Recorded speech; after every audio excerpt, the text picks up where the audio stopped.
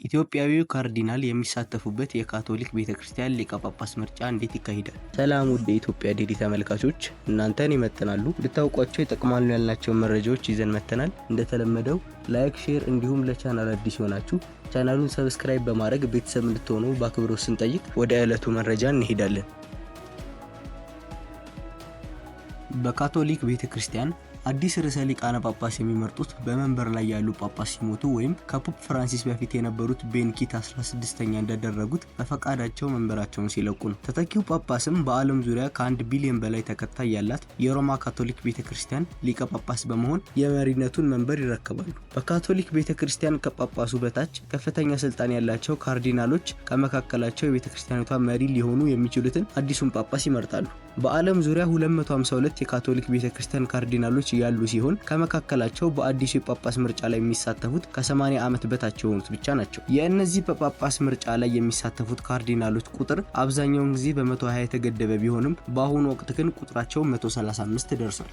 ያለፉት 10 የካቶሊክ ቤተክርስቲያን ጳጳሳት ፒያስ 10ኛ ከ1903 እስከ 1914 የገዙ ሲሆን ጁሴፔ ማልቺሪዮ ሳርቶሪ በመባል የመታወቂያ ስማቸው ይታወቃል። ቤኔዲክት 15ኛ ከ1914 እስከ 1922 የገዙ ሲሆን የመታወቂያ ስማቸውም ጂያኮማ ፓውሎ ጂዮቫኒ ባቲስቲ በመባል ይታወቃል። ፒያስ 11ኛ የሚባሉት ከ1922 እስከ 1939 የገዙ ሲሆን የመታወቂያ ስማቸው አምብሮጂዮ ዳሚኒያው አኪሊራቲ በመባል ይታወቃል። ፒያስ 12ኛ ከ1939 እስከ 1958 የገዙ ሲሆን የመታወቂያ ስማቸውም ዮጂኒዮ ማሪዮ ጁሴፔ ጂዮቫኒ በመባል ይታወቃል። ጆን 23ኛ ከ1958 እስከ 1963 የገዙ ሲሆን ትክክለኛ ስማቸውም አንጄሎ ጁሴፔ ሮካሊ በመባል ይታወቃል። ፖል 6ኛ 1963 እስከ 1978 የገዙ ሲሆንም የመታወቂያ ስማቸው ጂዮቫኒ ባቲስቲ ኤንሪኮ በመባል ይታወቃል። ጆን ፖል ቀዳማዊ ከ1978 እስከ 1979 የገዙ ሲሆን የመታወቂያ ስማቸው አልቢኖ ሉቺኒ በመባል ይታወቃል። ጆን ፖል ዳግማዊ የሚባሉ ደግሞ ከ1979 እስከ 2005 የገዙ ሲሆን ካርሎ ጆሴፍ ዋይቲላ በመባል ይታወቃሉ። ቤኔዲክት 16ኛ የሚባሉ ደግሞ ከ2005 እስከ 2013 የገዙ ሲሆን ጆሴፍ አሎይስ ራትዚንገር በመባል ይታወቃሉ። በቅርቡ የሞቱትም ያረፉትም ፍራንሲስ 2013 እስከ 2025 የገዙ ሲሆን ትክክለኛ ስማቸው ጆርጅ ማሪዮ በርጎሊዮ በመባል ይታወቃሉ።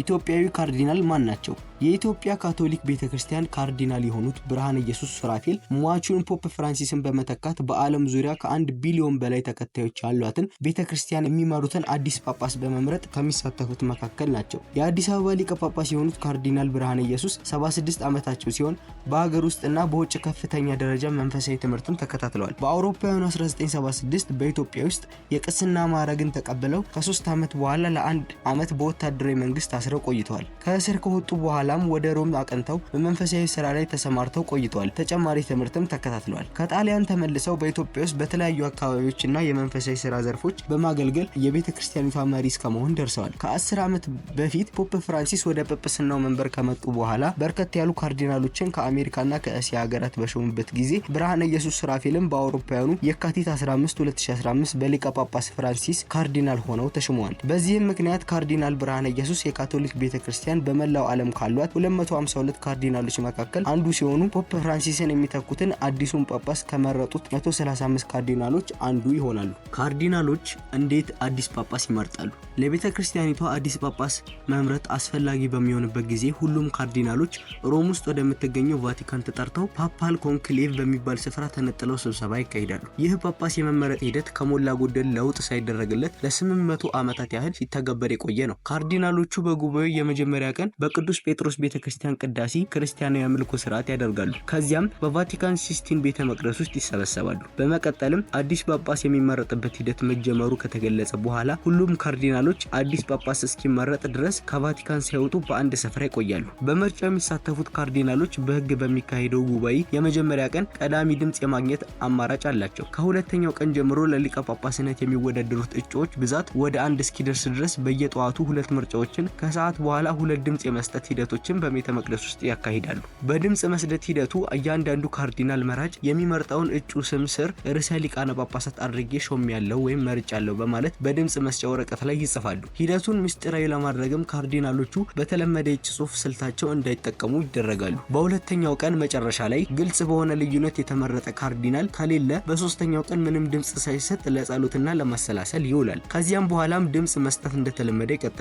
አንድ እጩ ሊቀ ጳጳስ ሆኖ ለመመረጥ ከመራጮቹ ካርዲናሎች የ2/3 ድምጽ ማግኘት ያስፈልገዋል። በዚህ ሂደት ከእጩዎቹ መካከል አንዱ ከፍተኛውን ድምጽ ማግኘት ካልቻለ ድምጽ መስጠቱ ለበርካታ ቀናት አንዳንድ ጊዜ ደግሞ ለሳምንታት ሊቀጥል ይችላል።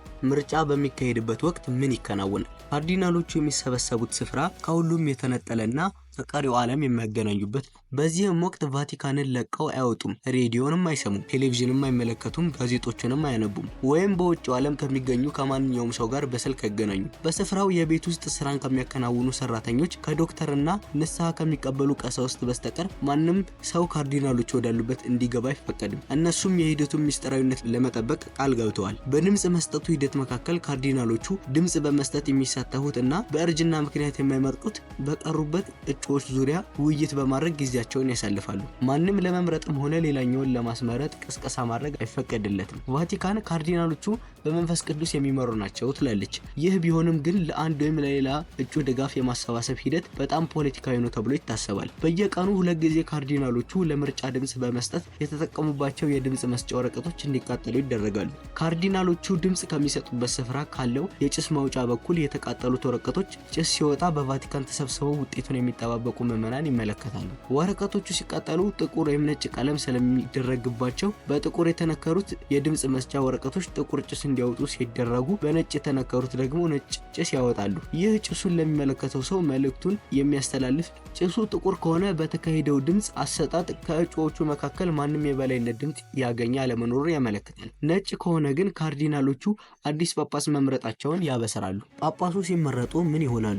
በእጩነት ከቀረቡት ካርዲናሎች መካከል አንደኛው አስፈላጊውን ድምጽ አግኝተው ከተመረጡ ይህንን ቀኖናዊ ምርጫ ተቀብለው የቤተክርስቲያኑን ሊቀ ጳጳስነት ይቀበላሉ በመባል ይጠየቃሉ። ተመራጩ ርዕሰ ሊቃነ ጳጳሳት ተብለው ሊጠሩበት የሚፈልጉትን ስም በመምረጥ የጵጵስና ካባ እንዲለብሱ ይደረጋሉ። የቀሩት ካርዲናሎችም ለአዲሱ ጳጳስ እጅ ይነሳሉ፣ ሊታዟቸውም ቃል ይገባሉ። ይህንንም ተከትሎ በቅዱስ ጴጥሮስ አደባባይ ለተሰበሰበው ሕዝብ ከቅዱስ ጴጥሮስ ቤተክርስቲያን በረንዳ ላይ በላቲን ቋንቋ ጳጳስ አለን ተብሎ ይታወጃል። የአዲሱ ሊቀ ጳጳሳት ስም ይፋ ይሆናል። ጳጳሱ ራሳቸውን በአካል ወጥተው ለህዝቡ ይታያሉ። አዲሱ ጳጳስም አጭር ንግግር አድርገው ለከተማዋና ለዓለም ቡራኬ ቃል ያስተላልፋሉ። በመጨረሻም በሚስጥራዊ ምርጫ ሂደት የእያንዳንዱ የምርጫ ዙር ውጤትን ጳጳሱ እንዲመለከቱ ይደረጋሉ። ሰነዶቹ ታሸገው በቫቲካን ቤተ መዛግብት ውስጥ እንዲቀመጡ ተደርገው ከዚያ በኋላ ሊከፈቱ የሚችሉት በሊቀ ጳጳሱ ትዕዛዝ ብቻ ሲሆን ነው።